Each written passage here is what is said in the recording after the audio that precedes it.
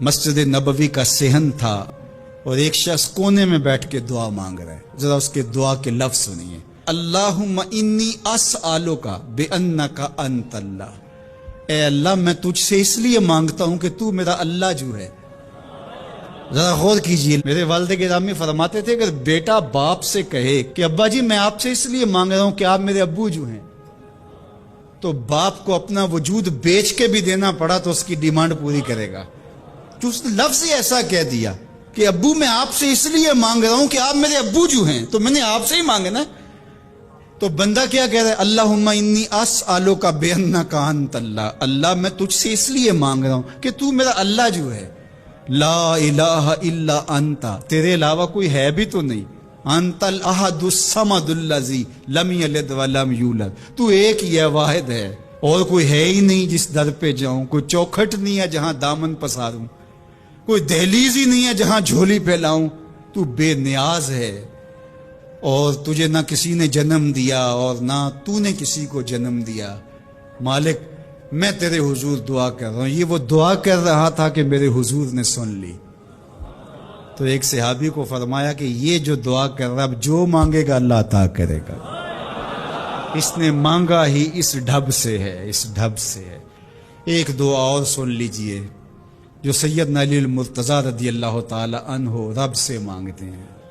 اللہ اکبر. مجھے تو آج سارا دن اس دعا نے نحال کیے رکھا. یہ دعا مانگتے ہیں تو عجیب کیفیت ہوتی ہے.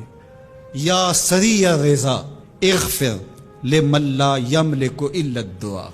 اے جلدی راضی ہو جانے والے، چھیتی مان جانے والے، اغفر لمن لا یملک الا الدعاء.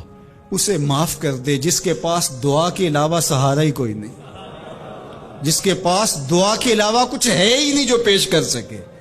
التجا ہی کر سکتا ہے، ترلا ہی کر سکتا ہے، منت ہی کر سکتا ہے.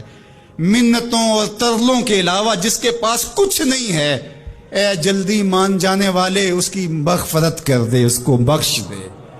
اللہ اکبر. تو وہ کریم ہے، وہ کہتا ہے میرے در پہ آؤ تو صحیح، کوئی جھولی پھیلاؤ تو صحیح. ہم تو مائل بکرم ہیں، کوئی سائل ہی نہیں. راہ دکھلائیں کسے راہ رب منزل ہی نہیں. کوئی آئے تو صحیح، جھولی پھیلائے تو صحیح، کوئی طلب تو کرے. دنیا والوں سے مانگیں تو ناراض ہوتے ہیں، اللہ سے نہ مانگیں تو ناراض ہوتا ہے. اللہ کہتا ہے مجھ سے نہ مانگو گے تو پھر کس در پہ جاؤ گے؟ قل ما یعبؤ بکم ربی لولا دعاؤکم. اگر تم نہیں مانگو گے تو پھر وہ بھی پرواہ نہیں کرے گا. تم مانگتے رہو گے، جھولی پھیلاتے رہو گے، وہ اپنی رحمتیں تمہارے دامن میں ڈالتا رہے گا. اس کے خزانوں میں کوئی کمی نہیں آتی. ہر بندے کو اس کی ڈیمانڈ کے مطابق، چاہت کے مطابق، طلب کے مطابق، آرزو اور تمنا کے مطابق دے دے. اس کے خزانوں میں پھر بھی کوئی کمی نہیں آتی. تو اسی سے مانگیں.